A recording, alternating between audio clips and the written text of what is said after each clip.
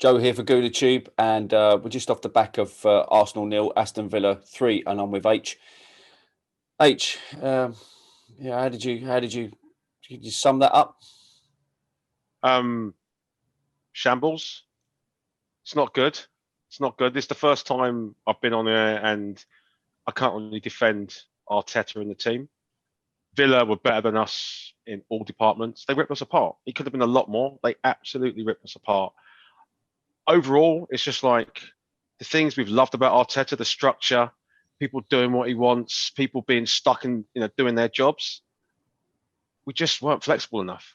We need to mix it up a bit, I think. I think we're just too easy to read, and we have problems with these so-called lesser teams, but Villa made us look second best. They were all over us. All over us. Kaya made a bit of a bone of contention, really, and that is that he said that we've been papering over cracks, and everybody's going on about Arteta is the man, and Arteta is this, and Arteta is that.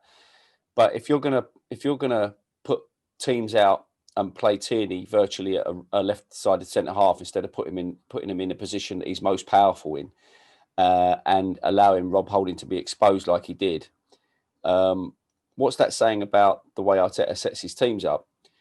His worry was that we went out there with a very defence-minded team rather than an attacking-minded team, which is what we should have done at home against. That seems to be the thing with Arteta. Like we've said it, we've looked really good against the big sides because we're solid and we normally hit them on the break. We do something like that, but we've struggled against so-called lesser sides to sit against us. But Villa came at us. I see what you're saying, and we are Arsenal. We should be a bigger club than Villa. Villa just avoided relegation last season. Fair enough, they smashed Liverpool.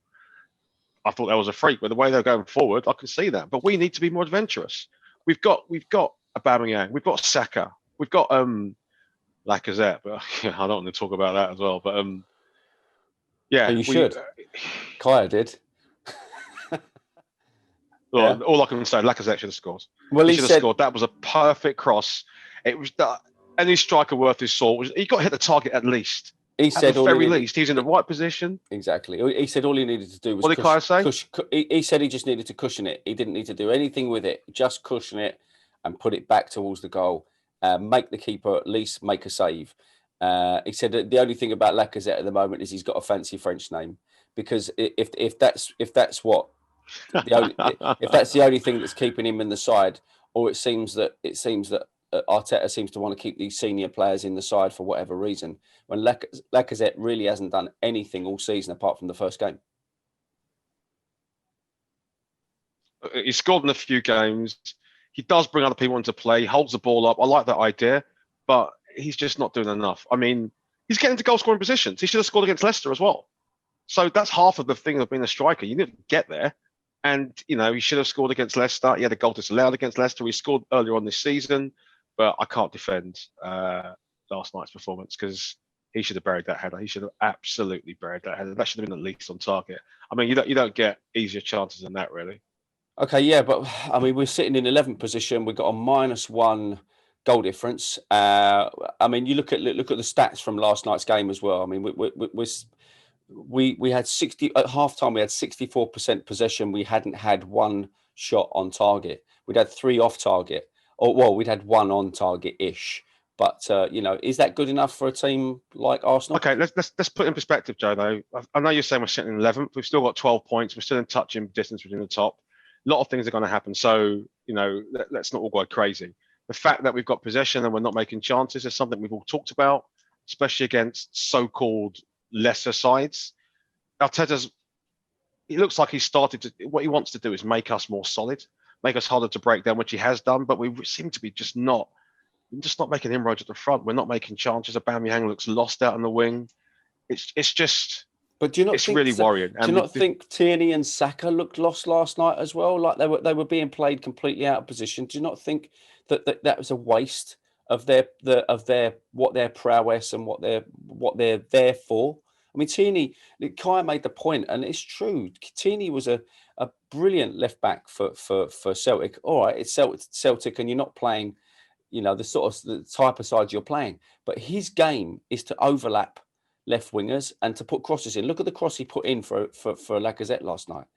Exactly pinpoint, right on his head.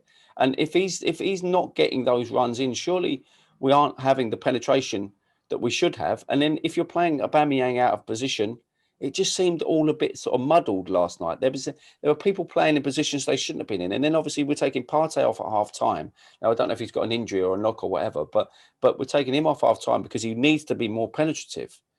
Yeah, look, I see what you're saying, but even look, this is the same side that played against Man United, exactly the same players, okay? And in that game, Tierney's still getting out wide, and I think how he's set up is Tierney and Saka.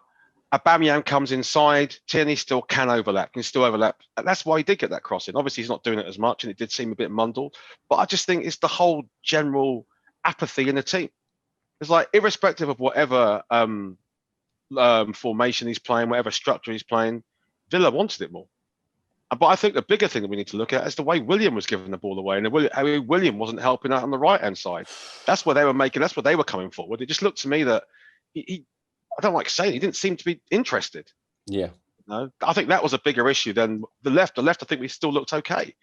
And obviously he pulled up that great cross for Lacazette that we mentioned before. But I think the Partey thing, when I saw he was coming off, I was like shocked. But I think it was an injury. It had to be an injury because, but even though during the game he wasn't even having that great game himself. He wasn't. He was losing the ball, and then he was losing the ball. You're saying about Willian. I've not seen him. You know, those in the days when he played for Chelsea, and he used to come on as sub, and he was one of those players that. Do you ever remember those days of like when certain players would come on? Julian Joachim. I remember he used to come on first, especially if he was playing. You used to go, "Oh no, he's really fast and he's really good and everything," and you always get worried. And Willian was one of those sort of players, that when he used to come on for Chelsea, he used to go, well, he's a bit tasty in Willian. He'll put himself about and he'll probably end up making a goal or even scoring one. But he just didn't. He looked like a little boy lost, didn't he, last night? It's after the first game, after his first few games, I mean, we all were happy. We liked what he was doing, but I don't know if it's the injury. He just doesn't seem right. Yeah, it doesn't seem right, and I don't think Pepe's anywhere in that place to be in our first 11 because he came on flat as to deceive once again. I can't see him doing the defensive work that needs to be done in that position. So, yeah, issues. We need to sort out going forward. We've got players that can score. We need to start thinking about how we give them the ball in the right position because it was a joke yesterday. But I was just watching someone like Jack Grealish. He didn't give the ball away. Everything he did was great. No one wanted to touch him. I'm like, why don't we have a player like that? They got Grealish and Ross Barkley pulling strings. Look at the patience and look at how they ripped us apart for their first goal. Yes. Unbelievable. I mean, they ripped us apart. We looked terrible. Well, I'll tell you what, you can imagine if that had started in the first half, I think there could have been another Liverpool on our hands, That was my worry. That first goal, we were lucky that was disallowed. Yeah. We were lucky. He didn't need to be offside I didn't give them any advantage at all. No. I mean, if he'd not actually been in that position, that goal still would have gone in. He would have still scored that goal. Of course it would. It was a perfect goal. Absolutely. Yeah, they are a bit of a force to be reckoned with this year, I think, Villa. I think that, Ollie Watkins up front looks good. Yeah, Barkley and Grealish looks good. I mean, unfortunately it was against us. But onwards and upwards, though, we're still solid at the back, still, I think. And that was an off day. Hopefully, Arteta, even in his words, was like, we can't perform like this. The first time he's not seen us play as a team. We need to sort this out, and I'm sure we will. Onwards and upwards, mate. Well, let's hope so. Thanks for joining me.